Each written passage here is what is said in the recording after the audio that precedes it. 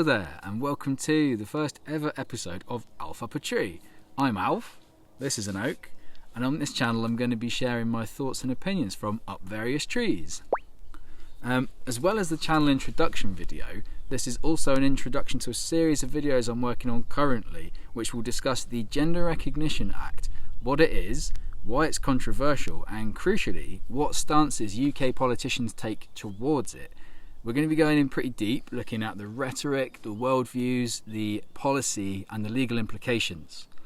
It's a huge topic, and it would be possible to get lost in this in any number of directions. So to try and keep us on track, it's all going to take the format of a response video to one particular parliamentary debate, on which more details in a minute.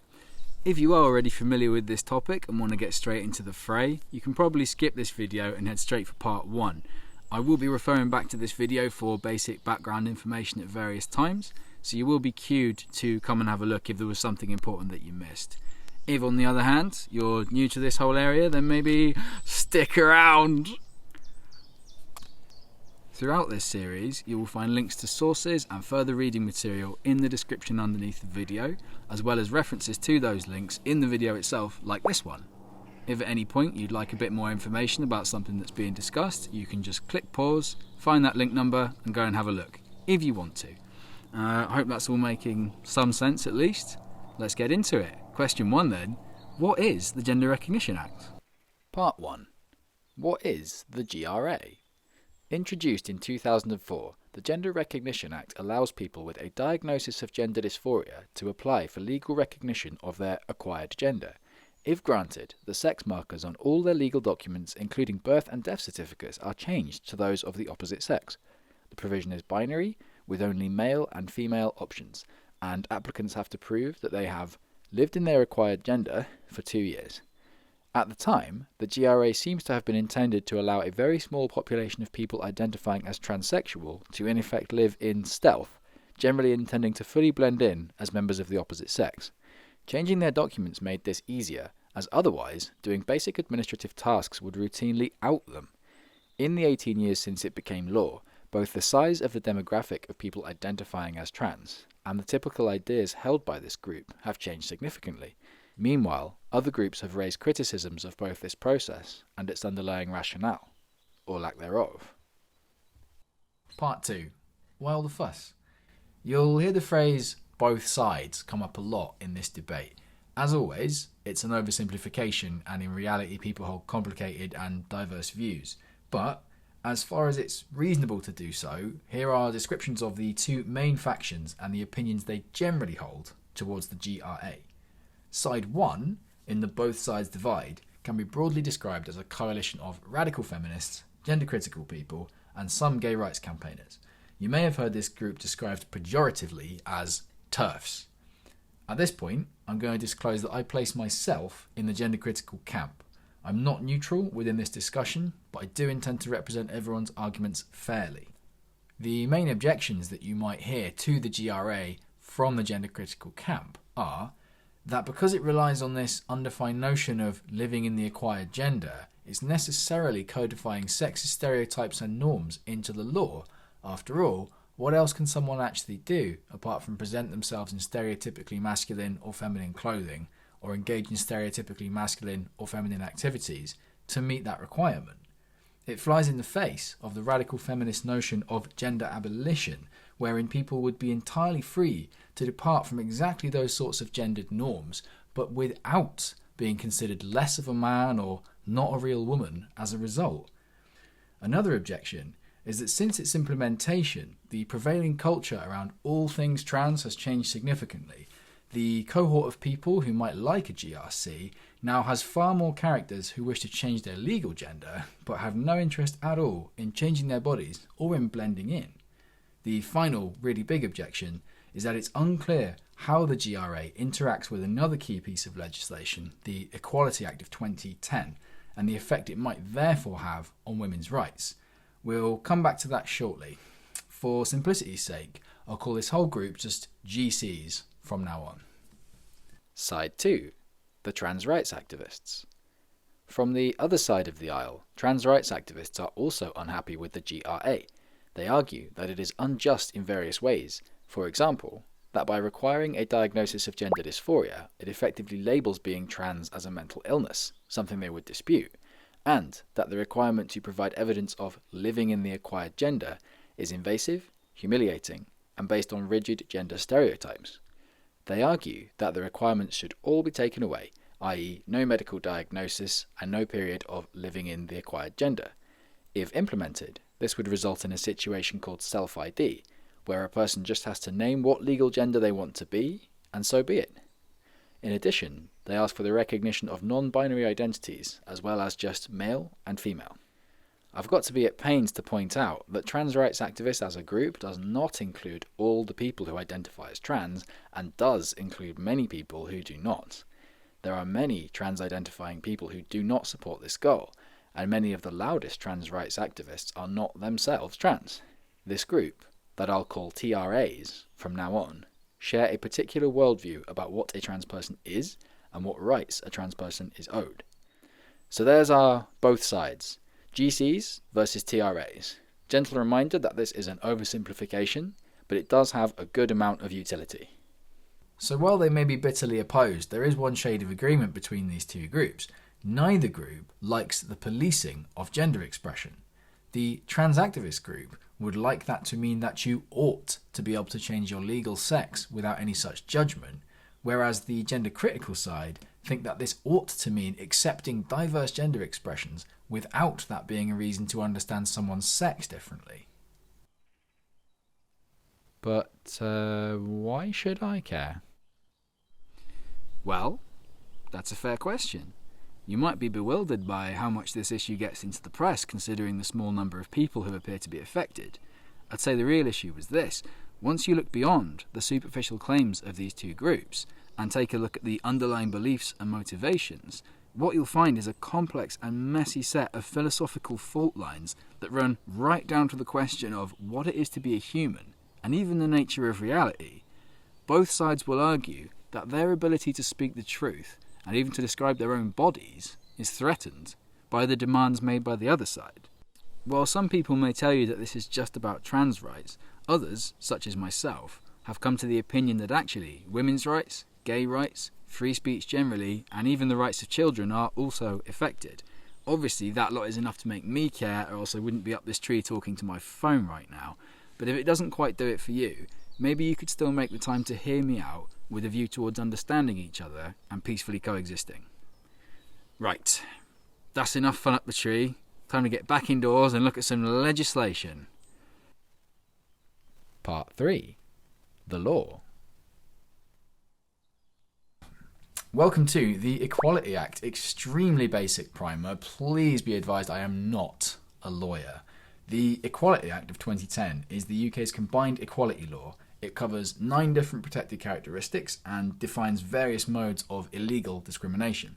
Everything is in here: racism, homophobia, religious intolerance, ageism, sexism, etc. In order to explain gender-critical objections to the GRA in law and to the wider movement towards self-ID, it's important to understand how the Equality Act deals with the categories of sex and gender reassignment discrimination. The general principle in use in the Equality Act is that it is unlawful to treat a person with any protected characteristic less favourably than someone else without that characteristic. Exceptions to this principle were added to cover single-sex spaces, which would otherwise have been at risk of being considered to be unlawful sex discrimination in their own right. It's these exceptions which are the de facto legal basis of single-sex services in the UK. There are 2 ways in which this gets especially tricky when considering the GRA and self-ID, and one of them isn't even to do with the GRA. First, the one that is. The sex category in the Equality Act is defined very simply, like this. A question that arises from this simplicity: when somebody has a gender recognition certificate, are they in their original category, in line with their biological sex, or the category relating to their adopted legal sex? At present, there seems to be no clear answer to this, and there is a lot riding on it, not just the single-sex spaces as already mentioned, but also things like the protections against sexist pay discrimination. If you would like an entry point into a convoluted sea of bureaucratic madness that women's rights are kind of adrift in right now, this blog by Murray Blackburn Mackenzie is excellent. The second tricky problem has to do with a different Equality Act protected characteristic, gender reassignment. This category is defined much more broadly, like this. The most important detail here is that there is a proposing to undergo clause which allows anybody at all to choose to be in this category just by stating this intention. In effect, you can self-ID into having the protected characteristic of gender reassignment. I'll say it loud and clear now that I am personally very much in favour of the spirit of this provision, although I would prefer to see it redrafted to make gender nonconformity its focus. People that fit this category absolutely do deserve protection from discrimination. The reason this category gets involved in the GRA debate is that the major trans rights lobbying organisations, mainly Stonewall in the UK, have been successful at getting institutions to adopt policies as if the gender reassignment category and the sex category were the same thing. Under that school of thought, a person is owed all the rights and protections of the opposite sex as soon as they claim to be intending to transition. Confused? Good. When I sat down to write this segment, my goal was to understand the GRA deeply and then present that information as simply as I could so it would be clear for anyone new to the topic. I realised, as I was researching and writing, that was the wrong goal. The situation today is such a mess, with so many conflicting ideas and interpretations, that actually, being really confused about it is kind of the right state of mind. As we go through this series, carry the confusion and doubt with you. It's actually key to understanding why this is such a hot button topic. All the affected parties are hurt and made really angry by this confusion. Women, trans-identifying people with and without gender recognition certificates, gay people, and service providers all lack a clear rulebook on exactly what rights they have and what they can lawfully do. The threat of legal action being brought against them hangs over basically everyone, from the owner of a gay sauna, to a trans woman using a gym, to the board members of major institutions. So now that's that not cleared up, let's go back up a tree and learn about one particular parliamentary debate. Part 4. The e-petition debate. On the 21st of February 2022, a petition calling for the introduction of gender self-ID, which had gained 137,000 signatures, was debated in the House of Commons. 23 MPs attended the debate, making about 3.5% engagement from the UK's elected representatives on this issue on that day. What the petition represented is a major political goal of the TRA camp to allow free self-determination of a person's legal sex without restriction. Those opposed to this reform might take a range of views, some finding the status quo today to be fine, others would prefer to repeal the GRA entirely. I'll be covering those arguments as we go along, but the main point to understand about this debate is that it was centred on reforming the GRA to be based on self-ID. Those in favour of this reform want self-ID. Those against this reform don't. I chose to use a parliamentary debate to centre this series around because these are the officially recorded views and beliefs of sitting MPs. Collectively, they hold the political power in the UK. I would also argue that they have a duty of care to all of their constituents, including the ones they disagree with, to at least understand the issues in play. I believe many of them are failing in that second part, and they'll be calling that out as we go along. This issue is, I think, going to remain live for a long time. There are radical feminists who will not settle for anything less than the repeal of the GRA, and there are trans rights activists who will not settle for anything less than full self-ID. Which of those sides ought to prevail in that particular standoff is not settled, and whether some kind of meaningful compromise can be found is definitely worth exploring. On that backdrop, the Scottish Government are looking to forge ahead with their own devolved self-ID policy, whereas the main UK Parliament in Westminster seems to have gone cold to the idea. There are also other countries around the world that are at various stages of this same dance, having implemented their own self-ID policies and experiencing opposition to them internally. So hopefully that kind of explains why I'm giving this one debate so much attention and why we're making it the centrepiece of this series. It's not that this one debate was actually that important, it's more that it's like a representative snapshot of what was going on in UK politics at this time, and as we use it as a central thread to explore the whole topic, it will keep our explorations constantly relevant to political power today in the UK. That's fucking banging. I think that last one was your guy. Let's have a look.